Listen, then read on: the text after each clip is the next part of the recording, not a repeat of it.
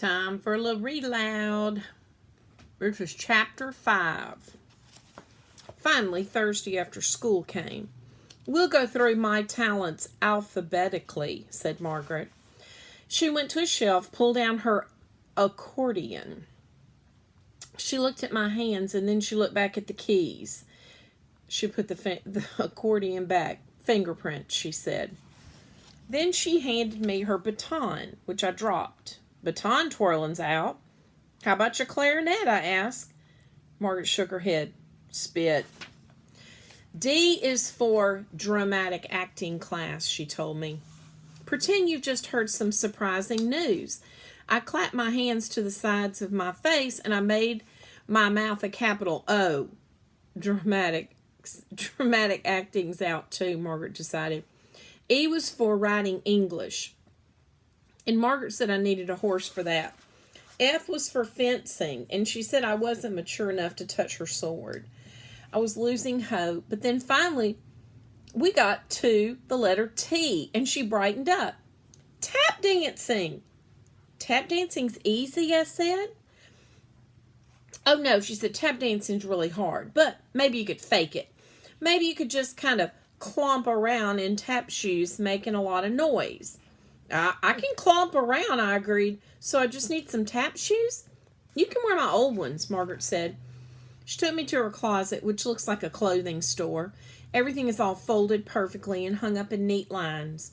In Margaret's closet, you expect to see signs saying, big sale on sweaters, or new fashion arrivals. There was a whole wall of cubbies just for shoes, and every pair was in its own plastic bag. I pointed to the bags. How come? Germs, Margaret shuddered and made a face like she'd just swallowed a toad. In or out, I asked. In or out what? The germs. Are you keeping them in or out? Margaret glared at me as if this question was too dumb to bother with it, but I don't think she knew the answer. She picked out a bag and started to give it to me. Then she stopped. Have you washed your hands? You have to wash your hands. She pointed to the bathroom. I went into her bathroom, which is hers alone, and she doesn't even have to share it with a brother like I do. Margaret's bathroom looks like a bathroom store.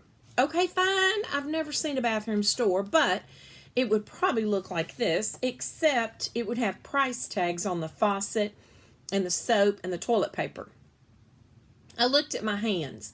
They looked really good to me. Plus, they felt just right. Not too slippery, not too sticky. And best of all, they smelled perfect. A mixture of my new drawing pencils and grape bubble gum. It's hard to get your hands to smell perfect like that. So, I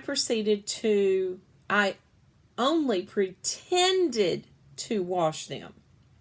I have invented a good way to do this. First, you run the water, and then you hold the soap under the faucet so it gets wet, and then you put it back. Then you get the towel, and here's the tricky part. You can't get it too wet, but you can't leave it dry either. So, what I invented is this. Dab the towel into the wet sink just a little bit, and then hang it back up. But rumpled this time. And there's the picture.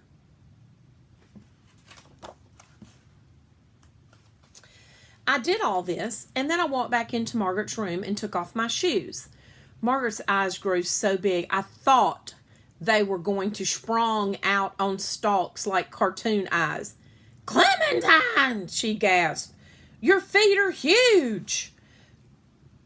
I hushed her in case Mitchell was hanging around listening to us. Margaret put her foot next to mine. Well, they're as big as mine now. These aren't going to fit, she warned me. I tried to fit my feet into Margaret's old tap shoes.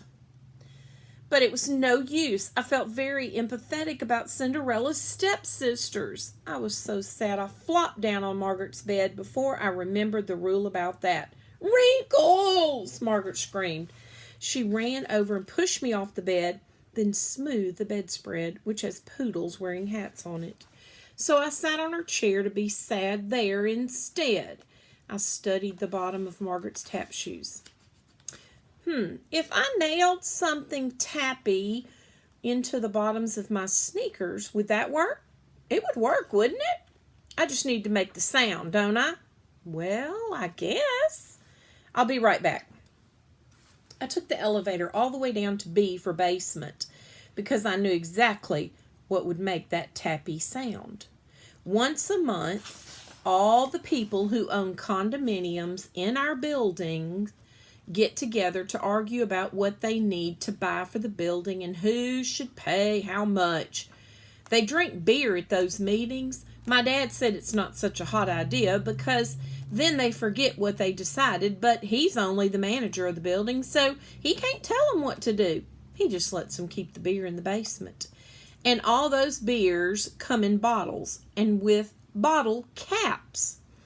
I got a pair of pliers from the workbench. Let me tell you, it is not easy to get 24 bottle caps off with a pair of pliers, but I finally did it. Luckily, most of the beer that spilled soaked into my clothes, so I only had to mop up a small puddle. And then I went back to the workbench. I got out my dad's building manager super strength glue, and I glued all the bottle caps to the soles of my sneakers. Okay, and there's a picture of her sitting there getting all the bottle caps off.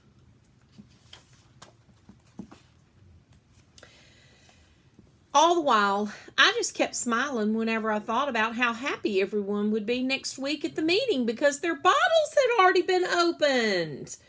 When I was done, I put my sneakers on and a good surprise happened. It was hard to walk, but when I did, I sounded exactly like a person tap dancing.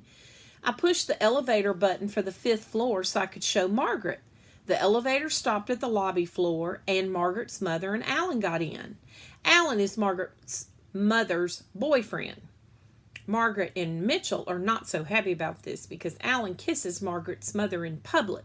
Margaret and Mitchell think there should be a rule about grown-ups kissing in public if any of them are your parents. This is the only thing they have ever agreed about in their entire lives.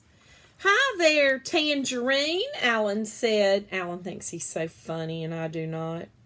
Alan sniffed the air as if he were smelling something weird. Then he bent over and sniffed me. What? Margaret's mother bent over and sniffed me, too. "Beer?" she said. She reached out and stabbed the stop elevator button, and then she punched the button for my floor. "I think we need to pay a little visit to your parents, Clementine." There they are in the elevator with her. And that's the end. Hope y'all enjoyed it. See ya. Bye.